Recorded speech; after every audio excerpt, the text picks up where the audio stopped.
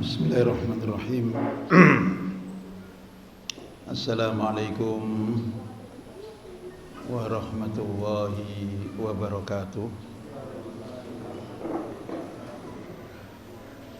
Alhamdulillahirabbil alamin. Wassalatu wassalamu ala Rasulillah Muhammadin wa ala alihi wa sahbihi wa mawala. Asyhadu an la ilaha illallah wahdahu la syarika lah wa asyhadu anna Muhammadan abduhu wa rasuluhu la nabiyya ba'da. Qala Allah Ta'ala fil Qur'anil Karim, A'udzu billahi minasy syaithanir rajim. Ya ayyuhalladzina amanu taqullaha haqqa tuqatih wa la tamutunna illa wa antum muslimun. Wa qala Rasulullah sallallahu alaihi wa ala alihi wasallam, man amila amalan laisa alaihi amruna fahuwa raddun ay mardudun aw kama qala. Ikhwani wa akhwati fillah rahimani rahimakumullah. Alhamdulillah, kita bersama memuji Allah Subhanahu wa taala dan kita bersama bersyukur kepadanya, Zat yang atas karunia-Nya pada siang yang berbahagia ini kita dikumpulkan di tempat terbaik, di salah satu dari rumah-rumah Allah Subhanahu wa taala. Salawat dan salam semoga tetap tercurahkan kepada suri teladan kita, kepada uswah dan panutan kita, baginda Rasulullah Muhammad sallallahu alaihi wasallam, kepada para sahabat-sahabatnya yang mulia radhiyallahu anhum, kepada para keluarga Rasulullah sallallahu alaihi wasallam, dan kepada seluruh kaum muslimin, kaum muslimah, para pengikut-pengikut Rasulullah sallallahu alaihi wasallam sampai akhir zaman nanti. Selanjutnya, ikhwani wa akhwati fillah, ketahuilah bahwa nikmat yang dikaruniakan oleh Allah Subhanahu wa taala kepada kita adalah sangat banyak. Tidak ada kita yang bisa menghitungnya. Maka Allah Subhanahu wa taala berfirman, wa in ta'uddu ni'matallahi la tuhsuha. Dan jika engkau menghitung nikmat-nikmat Allah Subhanahu wa taala, niscaya engkau tidak mungkin bisa menghitungnya. Dan dari sekian banyak nikmat-nikmat tersebut, adalah nikmat yang paling besar, adalah nikmat yang paling agung, adalah ketika dengan kehendak Allah Subhanahu wa taala semua kita terpilih menjadi di antara para hamba-hamba Allah Subhanahu wa taala yang mengikrarkan dua kalimat syahadat, yang mengikrarkan syahadatu an la ilaha illallah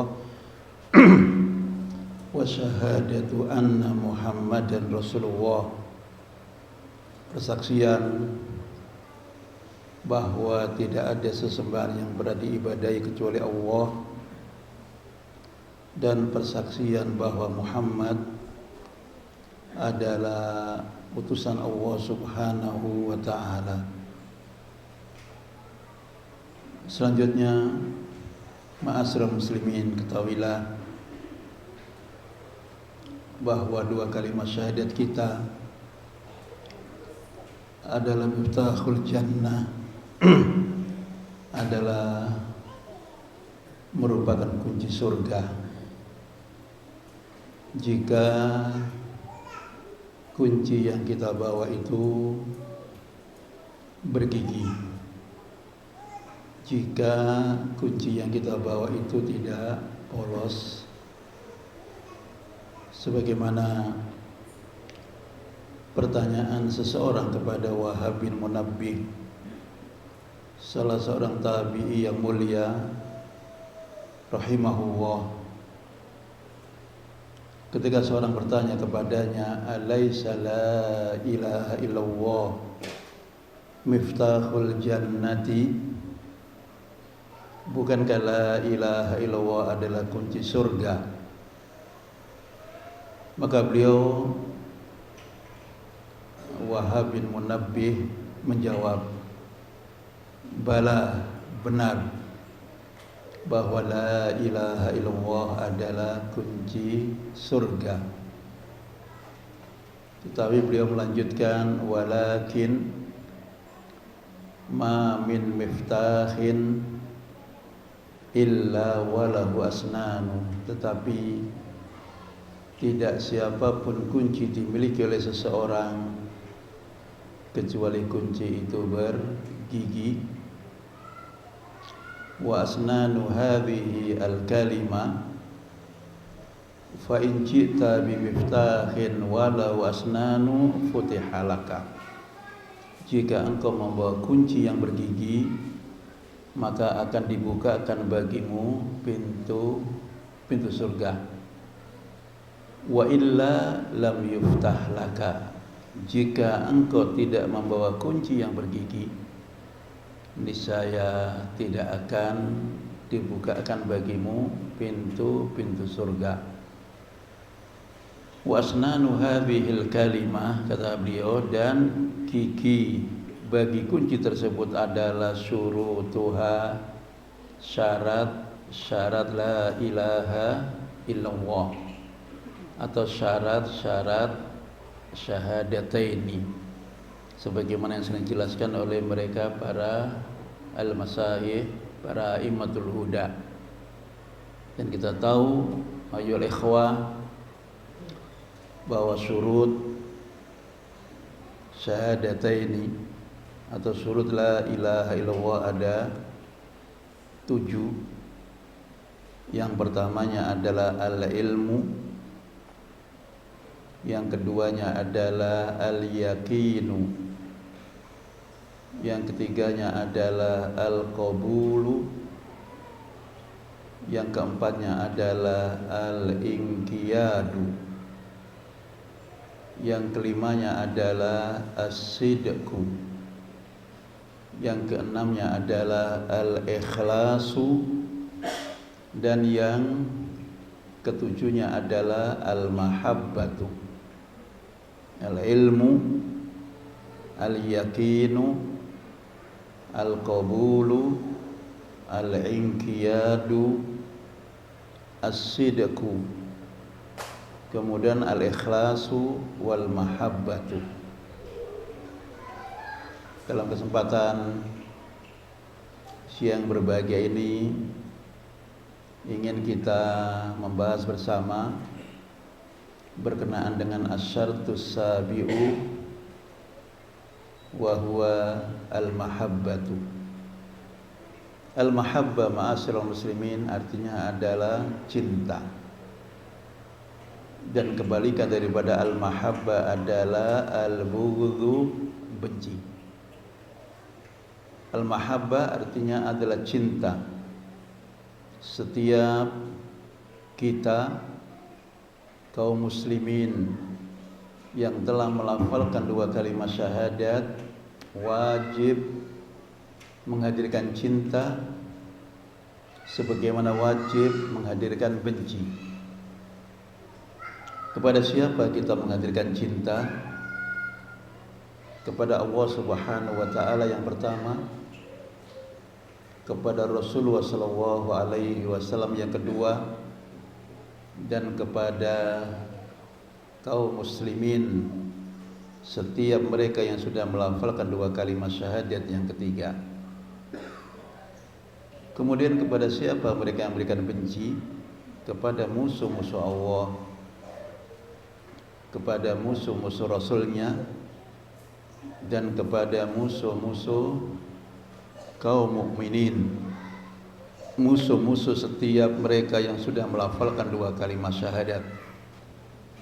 Dan tentang ini Allah Subhanahu wa taala berfirman, innama waliyukumullahu wa rasuluhu walladzina amanu. Sungguhnya tempat engkau memberikan cinta, tempat engkau memberikan wala, tempat engkau memberikan loyalitas, tempat engkau memberikan kasih sayang adalah Allah yang pertama, Rasulnya yang kedua, dan orang-orang yang beriman yang ketiga. Dan kebalikannya, tempat engkau memberikan benci adalah musuh-musuh Allah, musuh-musuh Rasulullah sallallahu alaihi wasallam, dan musuh-musuh orang-orang yang beriman, orang-orang yang telah melafalkan dua kalimat syahadat. Ikhwani wa akhwati fillah rahimani wa rahimakumullah. Tentang syarat yang ketujuh, al-mahabbatu, diletakkan oleh mereka para ulama sebagai syarat yang ketujuh. Wallahu a'lam, apakah karena ini syarat yang paling ringan atau bahkan sebaliknya, syarat yang paling berat, ataukah apakah syarat yang paling mudah ataukah syarat yang paling sulit untuk dilaksanakan. Ikhwani fillah, ketika kita berbicara sejarah, ketika baginda Rasulullah sallallahu alaihi wasallam pertama kali menginjakkan kaki beliau di Madinah, di kota Yathrib, maka proyek besar yang beliau laksanakan pertama sebelum yang lain adalah bina'u al-masjid. Beliau membangun masjid yang kita kenal sebagai Masjid Quba. Dan setelah masjid ini dibangun, proyek besar Rasulullah sallallahu alaihi wasallam adalah al-mu'akhah baina al-muslimin, al-mu'akhah baina al-muhajirin wal ansar, bahkan al-mu'akhah baina al-ansar. Beliau mempersaudarakan antara muhajirin dan ansar, bahkan beliau mempersaudarakan antara sesama ansar.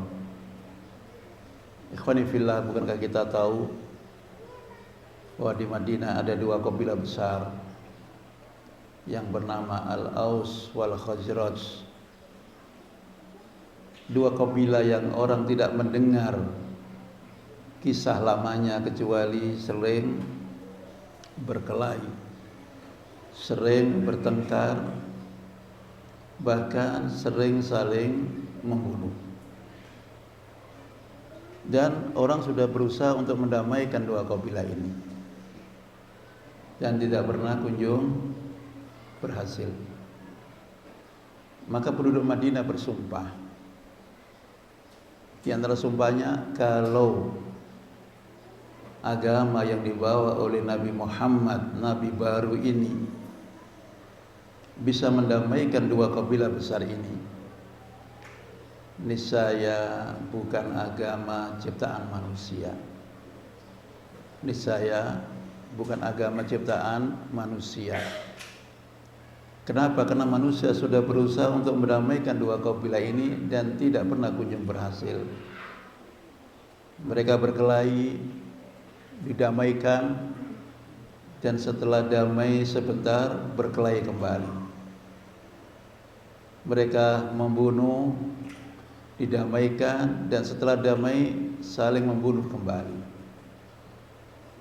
Maka setelah dua kabilah ini mengucapkan dua kalimat syahadat, barulah kisah lama mereka berhenti. Dan Allah Subhanahu wa taala mengabadikan peristiwa mereka di dalam Al-Qur'anul Karim. Setelah Allah Subhanahu wa taala memerintahkan kepada kita untuk berpegang teguh kepada agama ini, kemudian Allah bercerita tentang peristiwa yang pernah terjadi pada mereka. Maka Allah Subhanahu wa taala berfirman, wa'tasimu bihablillahi jami'an wa la tafarraqu. Wa'tasimu bihablillahi jami'an wa la tafarraqu. Dan hendaklah engkau berpegang teguh kepada agama ini, dengan tali Allah ini, dengan Islam ini, wa la tafarraqu, dan jangan engkau berpecah belah. Dan setelah itu Allah ingatkan kita dengan firman-Nya, wadhkuru ni'matallahi 'alaikum idh kuntum a'daan fa'allafa baina qulubikum fa asbahtum bi ni'matihi ikhwana. Maka ingatlah, kata Allah, ingatlah akan apa? Akan kisah, akan peristiwa yang sebelumnya engkau berkelahi, yang sebelumnya engkau berselisih. Wadhkuru ni'matallahi, dan setelah masing-masing mereka mendapatkan nikmat Allah Subhanahu wa taala, nikmat an-nutqu bisyahadataini, fa asbahtum bi ni'matihi ikhwanan. Maka setelah nikmat ini engkau pegang, engkau berubah menjadi ikhwan.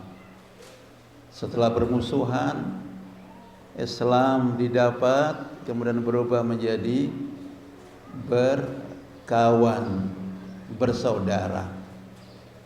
Itu hakikat Islam yang kita miliki. Merubah dari perkelahian menjadi persaudaraan, merubah dari kebencian kepada kasih sayang. Dan itu yang ditunjukkan oleh baginda Rasulullah SAW. Maka setelah masjid dibangun, beliau SAW mempersaudarakan antara Al-Aus wal Khazraj tidak kurang 70 pasang. Dan sebagian mereka menyampaikan kepada saudara barunya, orang-orang Ansor, kepada orang-orang Muhajirin. Kata orang Ansor, saya adalah orang yang kaya raya di Madinah ini, saya adalah orang yang kaya raya di Yasrib ini, saya punya sekian banyak kebun kurma, silahkan engkau rawat kebun kurma ini, dan kita bagi hasilnya kepada dua bagian. Itu disampaikan oleh mereka di awal hari setelah mereka dipersaudarakan oleh Rasulullah SAW. Bahkan di antara kisah yang menarik, yang masyhur, adalah ketika seorang muhajir yang bernama Abdurrahman bin Auf dipersaudarakan dengan seorang yang bernama Sa'ad ibn Rabi'.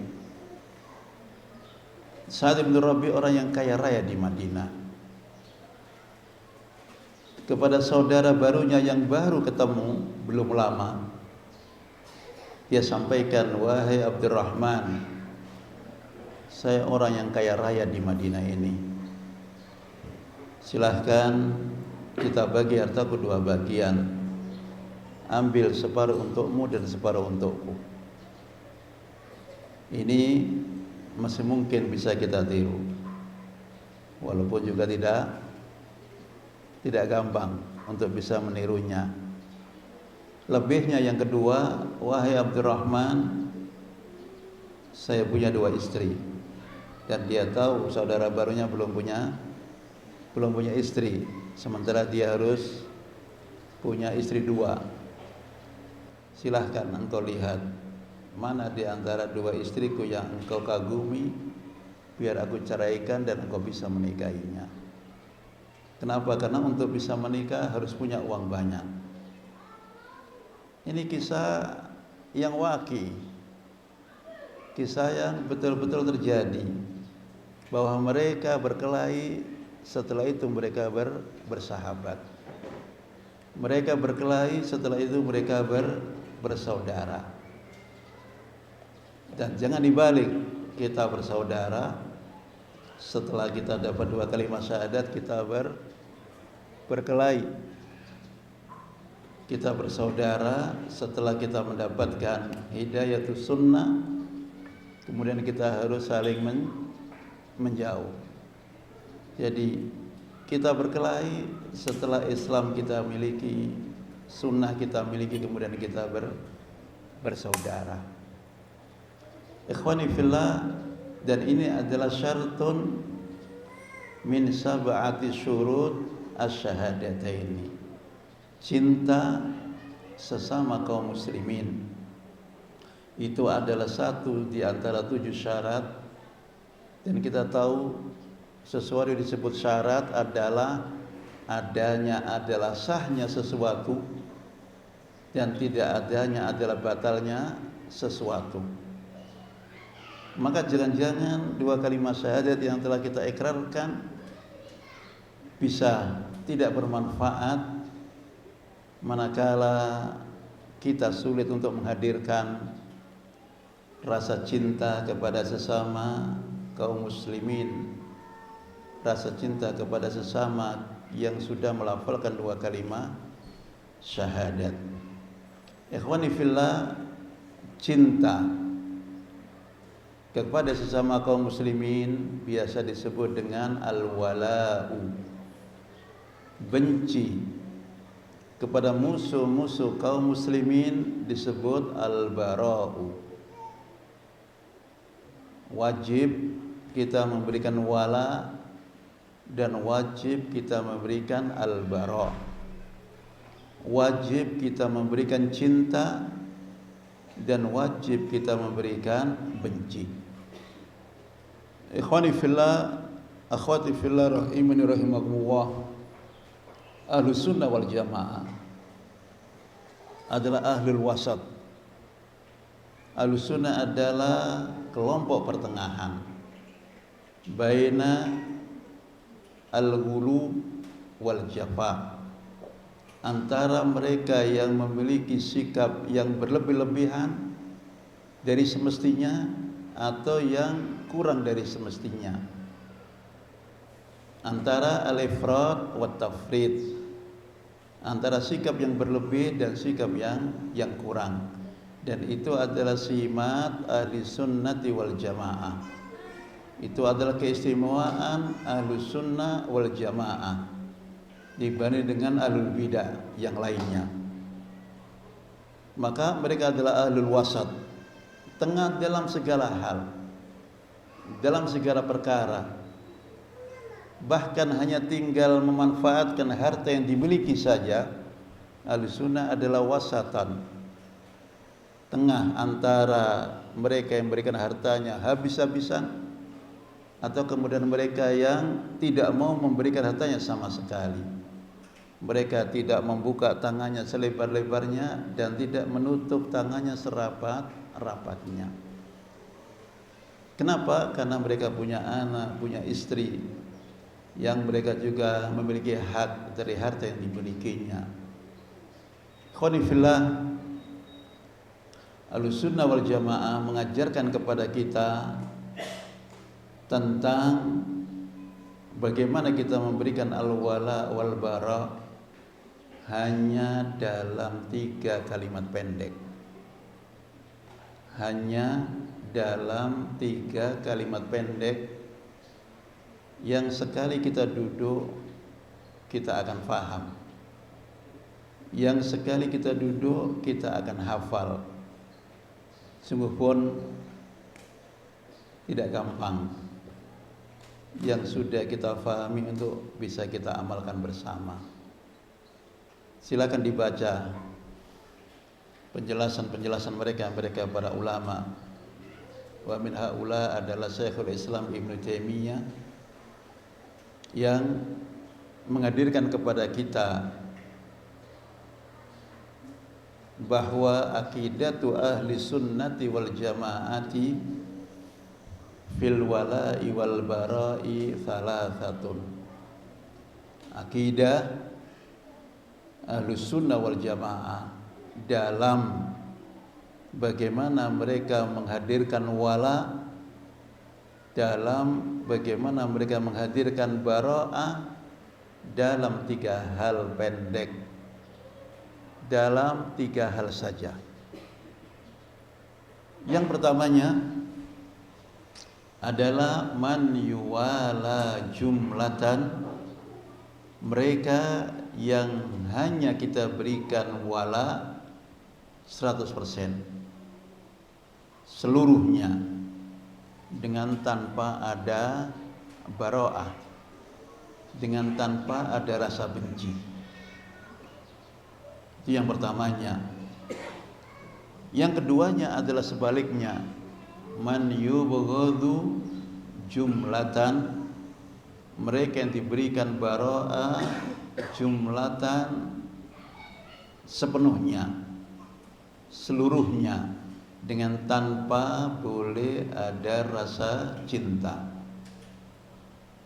Yang pertama diberikan wala, cinta jumlatan.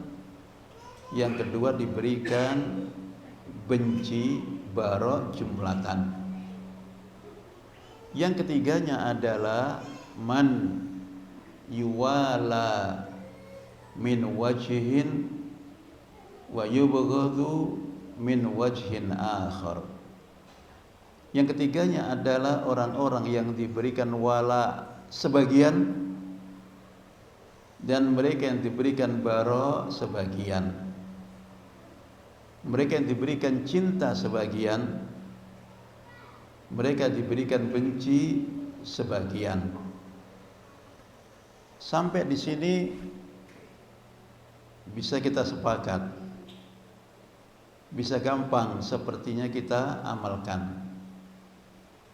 Tetapi ketika kita masuk kepada siapakah man yuwala jumlatan, kepada siapakah man yubghadu jumlatan, dan kepada siapakah man yuwala min wajhin wa yubghad min wajhin akhar, kepada siapakah mereka yang diberikan wala sempurna, kepada mereka yang melaksanakan Islam sempurna. Wa min haula adalah ar-rasul wa sahabatuhu, Rasulullah dan para sahabat-sahabatnya. Adapun selain mereka tidak masuk dalam kelompok yang pertama ini. Para sahabatnya sekalipun ketika disebut man yuwala jumlatan adalah sahabat secara umumnya, bukan secara pribadi-pribadinya. Adapun secara pribadi-pribadinya mereka ada salah, mereka ada keliru, mereka ada khilaf. Tetapi kepada masa mereka adalah orang-orang terbaik yang disebut oleh Allah Subhanahu wa taala sebagai as-sabiquna al-awwaluna minal muhajirina wal ansor. Kemudian Allah memuji mereka dengan radhiyallahu anhum wa radu anhu. Mereka adalah orang-orang yang telah meridhai Allah Subhanahu wa taala, dan mereka adalah orang-orang yang telah diridhai oleh Allah Subhanahu wa taala. Kepada mereka lah man yubghadu jumlatan, kepada baginda Rasulullah sallallahu alaihi wasallam dan kepada mereka para sahabat-sahabatnya secara umum. Selainnya tidak masuk. Mereka-mereka yang muslim sejati, mereka-mereka yang terhadap perintah-perintah Allah Subhanahu wa taala melaksanakan semuanya, mereka-mereka yang terhadap larangan-larangan Allah Subhanahu wa taala meninggalkan semuanya. Dan dipastikan kita tidak termasuk di dalamnya. Dipastikan kita tidak masuk di dalamnya. Kenapa? Karena tidak ada kita yang maksum. Hari-hari kita penuh sesak dengan salah, dengan dosa, dengan khilaf dan sebagainya. Kemudian yang keduanya, man yubghadu jumlatan, mereka yang hanya diberikan benci saja, semuanya, tidak ada cinta sedikit pun. Siapa mereka? Mereka adalah orang-orang yang kafir sejati. Kalau yang pertama adalah muslim yang muslim sejati, maka yang keduanya adalah kafir sejati. Kafir sejati, mereka yang telah kufur kepada Allah Subhanahu wa taala, kepada rasulnya, kepada kitab-kitabnya, minal yahud wan nasara wal majus, dan orang-orang kafir yang lain. Mereka semuanya diberikan bara'ah jumlatan. Kemudian yang ketiganya, siapakah mereka yang ketiga? Man yuwala min wajhin wa yubghadu min wajhin akhar, mereka yang diberikan wala sebagian, diberikan bara sebagian yang lain, diberikan wala sebatas sunnah yang ada padanya, diberikan bara sebatas bid'ah yang ada padanya, diberikan wala sebatas ketaatan yang ada padanya, diberikan bara sebatas kemaksiatan yang ada padanya, diberikan kepadanya wala sebatas kemakrufan yang dilakukannya, diberikan bara'ah sebatas kemungkaran yang dilakukannya. Maka mereka diberikan wala karena sunnahnya, karena kemakrufan yang dilakukannya, karena ketaatan yang dilakukannya. Dan sebaliknya, mereka diberikan bara'ah sebatas bid'ah yang dilakukannya, sebatas kemungkaran yang dilakukannya, sebatas kemaksiatan yang dilakukannya. Kalau kita tidak masuk yang pertama, dan alhamdulillah tidak termasuk yang kedua, maka dipastikan masuk kepada yang ketiga. Kita cinta kepada seseorang karena ada pada dia sunnah, kita benci kepada dia karena ada bid'ahnya. Maka ini yang paling sangat sulit untuk bisa direalisasikan. Bagaimana kita bisa berkawan dengan seorang yang ada sunnahnya dan ada bid'ahnya? Dalam hal sunnahnya kita cinta, dalam hal bid'ahnya kita benci. Bagaimana kita bisa berkawan dengan seorang yang ada ma'rufnya, ada mungkarnya? Dalam ma'rufnya kita wala, dalam mungkarnya kita benci. Bagaimana kita bisa menghadirkan wala kepada seorang yang ada kemaksiatannya, ada ketaatannya? Kemaksiatannya kita wala, kemaksiatannya kita memberikan bara'ah. Dan terkadang cinta kita kepadanya itu juga dalam rangka untuk kita, karena tahu kita ada kemungkarannya.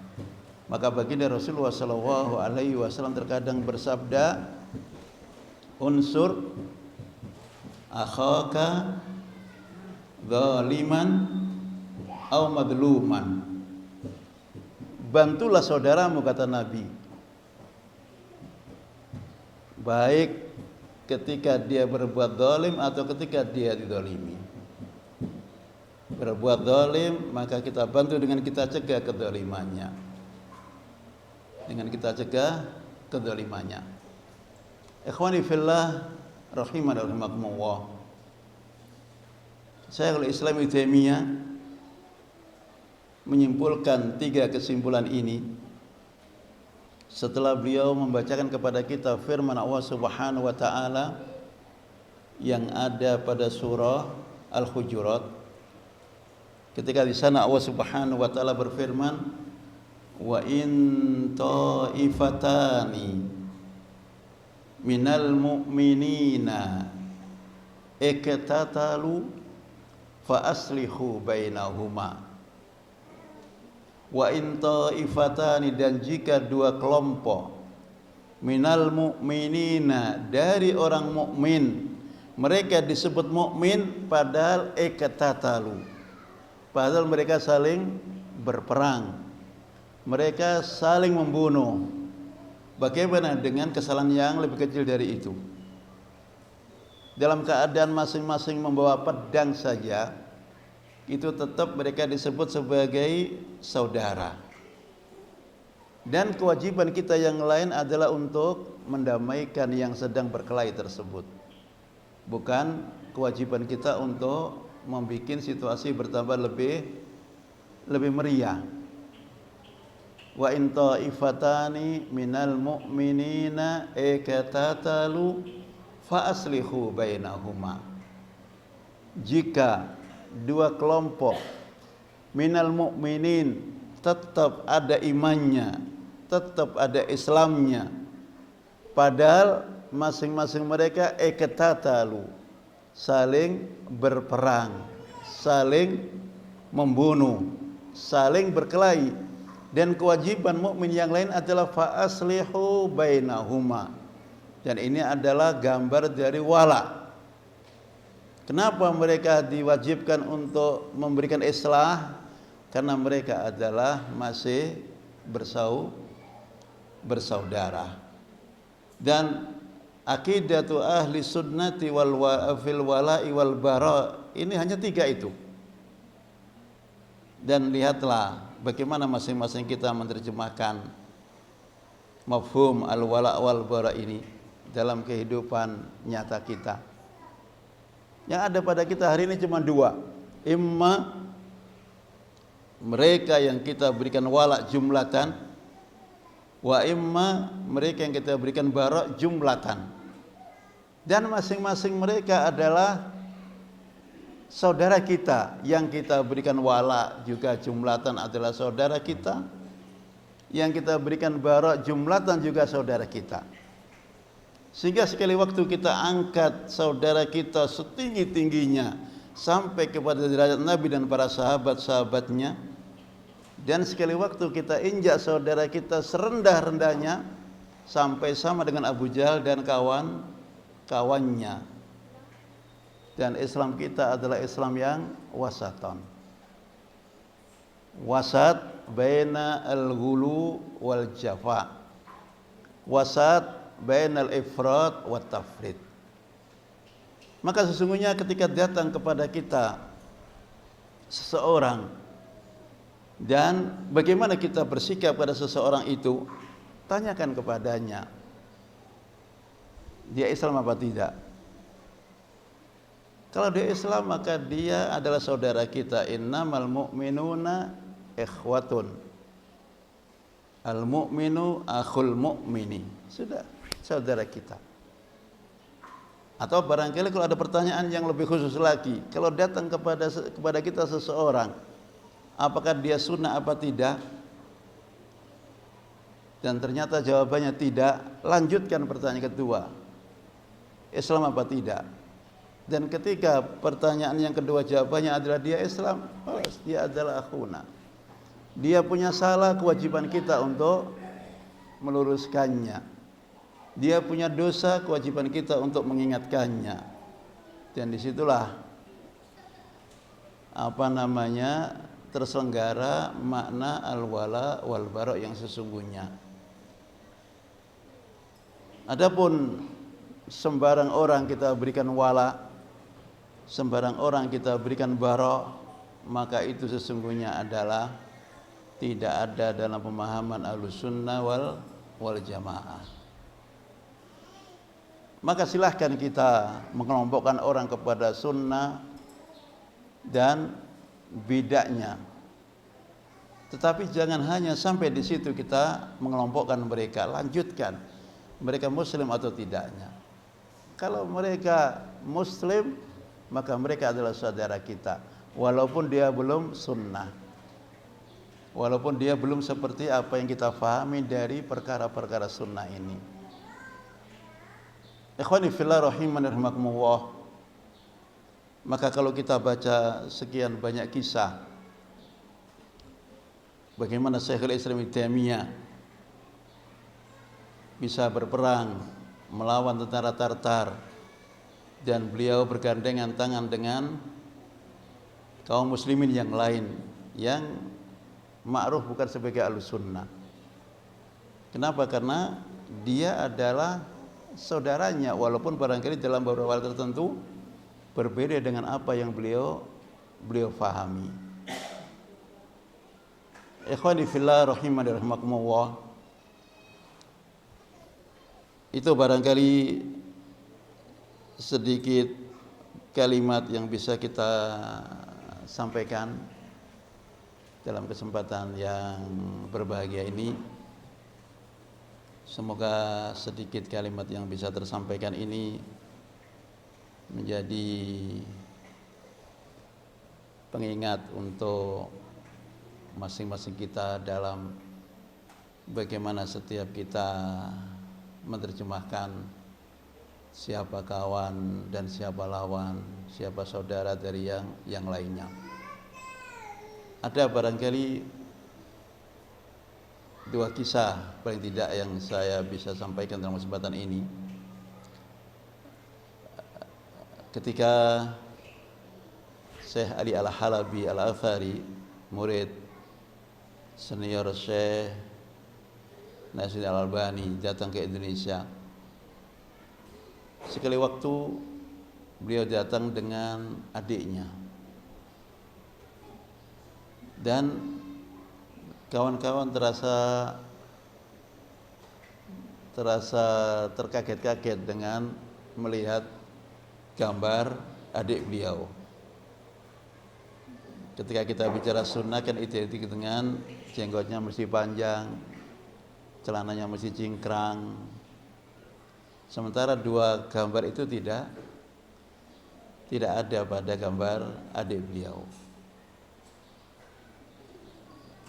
Apa yang beliau tampilkan ini sesungguhnya adalah sebagai pembelajaran bagi semua kita begitu, bahwa tidak harus seperti beliau yang segitu ilmunya itu harus kemudian adiknya, kakaknya, bapaknya seperti beliau dalam bagaimana memahami agama yang telah dipelajarinya. Kenapa? Karena yang Islam seseorang itu berbeda maratibnya. Dan Allah Subhanahu wa taala yang Maha tahu. Bisa saja dia tidak dapat jenggotnya, tidak dapat cingkrangnya, tetapi ada lebih banyak yang lain yang beliau miliki, yang orang yang berjenggot tidak memiliki kebaikan yang dimilikinya. Saya ada contoh yang kedua. Ketika Syekh pada tahun berapa, kurang lebih 6 tahun yang lalu kah begitu, Syekh Abdul Razak Al-Badar datang ke Indonesia. Ketika itu saya atas karunia Allah termasuk yang ditamui begitu. Sehingga ketika Radio Roja, TV Roja membuat acara live di Istiqlal, itu mereka sampai harus pamit sama saya begitu. Ketika beliau mengisi materi di Istiqlal, di samping kiri beliau kawan, tentu dari Madinah semuanya, yang masing-masingnya jenggotnya tidak sepanjang jenggot beliau, jenggot yang agak rapi,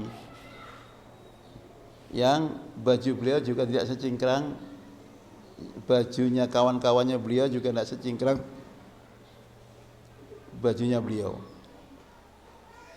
Dan ketika kita bicara Ahlussunnah itu mestinya kita lihat.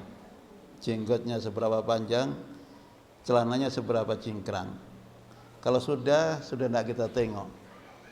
Kalau jenggotnya sudah tidak kelihatan, cingkrangnya juga sudah tidak kelihatan, sudah serasa sudah ahlun nar yang seperti itu. Salah seorang bertanya kepada saya, Ustaz, Masya Allah, Syekh Abdul Razak menghadirkan ceramah yang demikian sangat menakjubkan.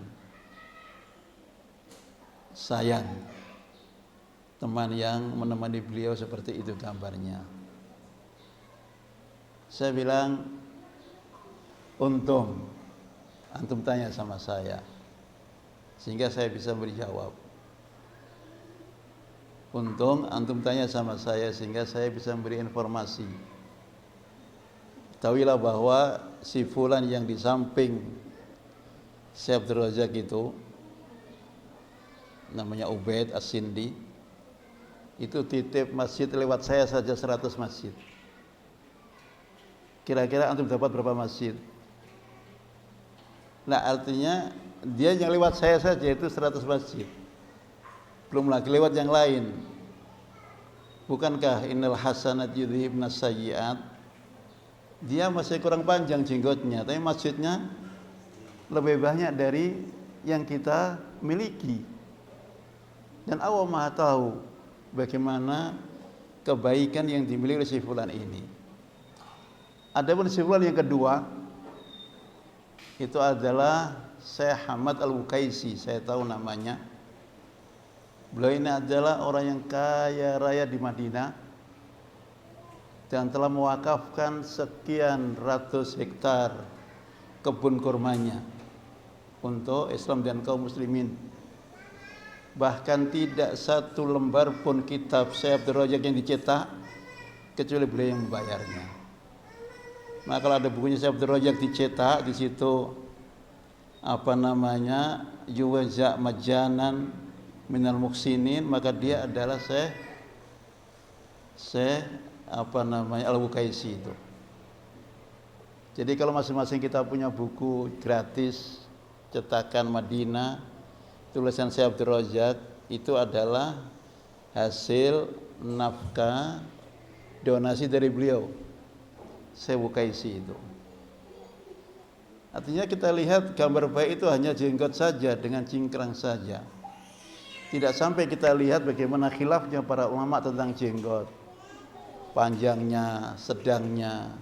Tidak sampai kita lihat bagaimana khilafnya para ulama tentang cingkrang, tentang bagaimana para ulama berpendapat yang jelas tidak boleh itu adalah yang di bawah mata kaki, yang rata saja tidak apa salah.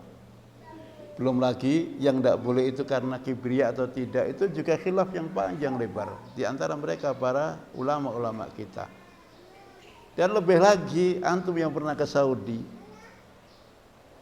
pakaian yang di tengah mata kaki itu hampir tidak ada di sana. Kenapa? Karena adat pakaian orang Arab tidak seperti itu. Adat pakaian orang Arab tidak seperti itu. Maka mereka terkadang mengambil yang rata dengan apa? Dengan mata kaki. Terakhir barangkali Syekh Abdul Razak Al-Badar dalam kitabnya Kun Miftahan lil Khairi, jadilah engkau menjadi orang-orang yang gampang menjadi pintu kebaikan terbuka. Maka satu dari hal yang disampaikan kepada kita agar kita gampang menjadi sebab meraih kebaikan untuk diri kita dan orang lain, kata beliau, jangan sekali-kali engkau menganggap remeh perkara ringan yang dilakukan oleh orang lain. Sungguh pun barangkali menurutmu kamu lebih baik daripada dia. Kamu lebih baik daripada dia. Itu beliau letakkan pada nomor yang ke-14 dari 14 sebab yang kalau dilakukan oleh kita akan bisa menjadi sebab kunci terbukanya kebaikan. Yang ke-14-nya adalah jangan pernah engkau gampang meremehkan perbuatan yang orang lain telah melakukannya, walaupun sepertinya lebih jelek daripada apa yang kamu lakukan. Dan untuk itu beliau menghadirkan kepada kita sebuah kisah yang terjadi pada Allahu Akbar. Ustaz barangkali ingat. Jadi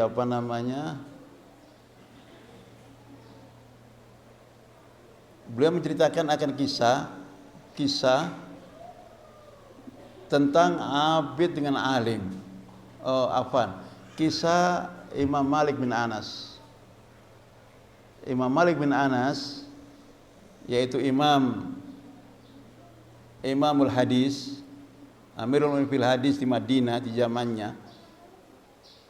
Beliau ini kan karena menjadi imam Amirul fil Hadis, maka habis waktunya dalam mengajar. Habis waktunya untuk mengajar kaum muslimin. Ternyata dari kejauhan dilihat oleh seorang abid. Bukan seorang biasa, seorang abid dari kejauhan. Dan seorang abid ini dia merasa kasihan, merasa prihatin tentang waktu yang dimiliki oleh Imam Malik yang habis untuk ngajar. Maka dia menulis surat, yang dalam suratnya itu dia sampaikan, ya Syekh, kenapa engkau tidak sisihkan waktumu untuk duduk bersama kami, beribadah dengan kami, iktikaf dengan kami, baca Al-Quran bersama kami. Tentu menurut dia apa yang dilakukan dia adalah lebih baik. Maka Imam Malik terhadap pertanyaan ini, beliau menjawab dengan jawaban yang sangat-sangat santun. Beliau menjawab, sesungguhnya Allah Subhanahu wa ta'ala telah membagi kebaikan kepada para hambanya sebagaimana Allah membagi rezeki. Sebagaimana Allah memberikan rezeki, sama-sama ke sawah, pulang sebagian bawa panen, sebagian tidak. Sama-sama ke pasar, sebagian pulang bawa untung, sebagian pulang bawa rugi. Allah yang sudah menentukan kenapa si A untung, si B rugi. Dan saya, kata beliau, telah ridha terhadap rezeki yang sudah Allah berikan kepadaku, yaitu ta'limun nas. Dan saya telah ridha terhadap rezeki yang sudah Allah berikan kepadaku, yaitu mengajarkan manusia tentang apa yang dibawa oleh baginda Rasulullah SAW.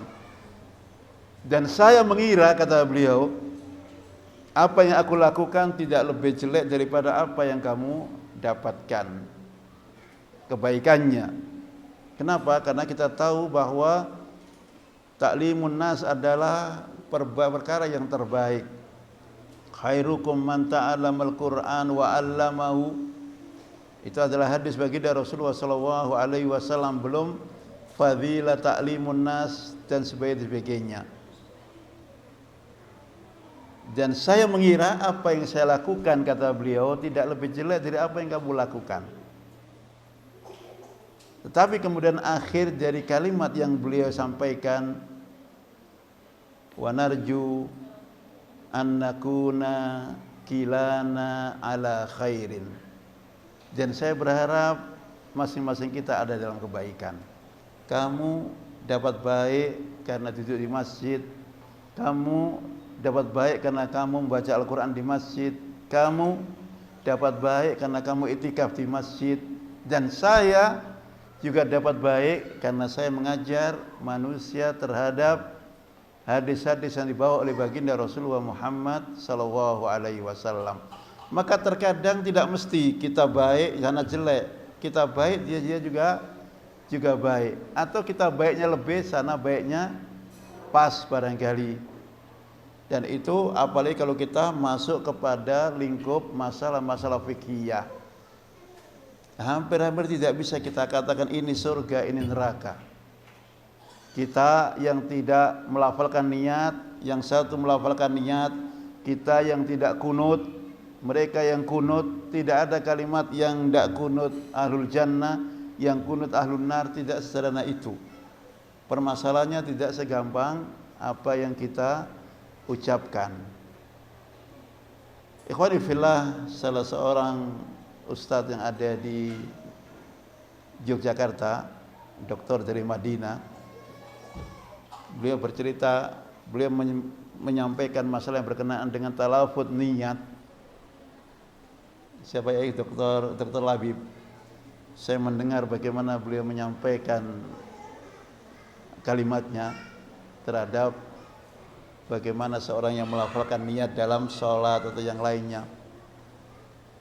Saya kira kalau kita mendengar apa yang beliau jelaskan dari awal sampai akhirnya, paling sampai kepada kesimpulan saya tidak melafalkan, kamu melafalkan silahkan.